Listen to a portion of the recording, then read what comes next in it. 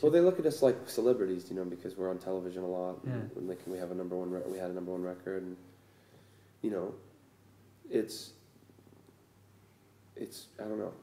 A lot of people probably have a you know preconceived notion about us too because we're on television, and they think we're famous, and they think you know we probably live this rock star life, but we don't, you know. But that's the way it will always be because the media makes people have a different point of view on what somebody actually is. So. I don't know, just myself, always will be. What is the worst thing you've read about yourself then? The worst thing? I don't know if I've read too many bad things about me or us. You know, we get bad reviews and stuff like that, but that doesn't bother us. It's just one person's opinion. I don't think I've ever read anything too bad. I mean, I guess, you know, you can never, you know, things that are written about you, you can never really, you have to take with a grain of salt, you know what I mean? Like, especially nowadays with the internet, it's like people just make up things about you all the time. So.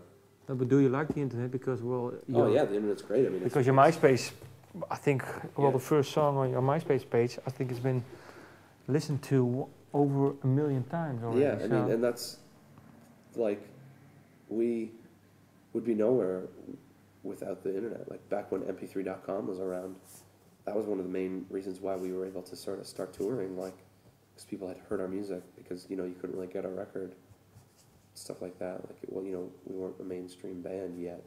We're still an independent band, but, you know, we're more pushed into the mainstream in Canada now and stuff like that. So, the internet's great, but it's, you know, it has its pros and cons.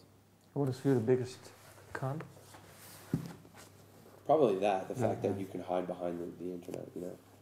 People can make these huge personas of themselves on the internet when, you know, they actually don't leave their room, they just type, you know. It's a lot, you're a lot stronger behind your computer screen than you are in real life, I think, so. Okay. I think the thing with people in Europe, they see North America as a whole, and anyone from North America they give a chance to. Yeah. So us being from Canada, there's an appeal to it, just like there's an appeal from an American band over here, like in the UK and stuff like that. But as far as America just doesn't really care about really anything but themselves. But not even, let's say, 20 kilometers away? No. That's the we could just cross that imaginary line, that borderline, go from playing in front of thousands of people in Toronto and go into Buffalo and play in front of 200 people. And most of them would probably be Canadians that came over the border. But is it for you, is it some sort of dream or holy land? I don't know. America? Absolutely not. I'd rather tour Europe and Canada than America. That's why we're over here so much. You know? We've toured the States over 10 times. And it's still the same. It's still, you know, we've just now finally starting to build our own fan base, you know, like 200 kids a night maybe.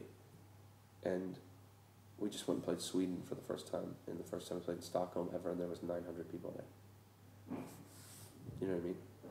They have more of an appreciation, because Americans get, there's 1 million bands in America, and there are 1 million bands trying to make it in America. And kids and people they're spoiled, you know? There's shows every night in their cities, so they don't have to go all the time.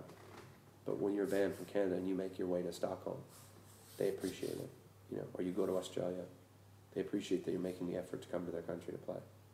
Or you come to Belgium, you come to Amsterdam, you come to Germany, they appreciate it, you know?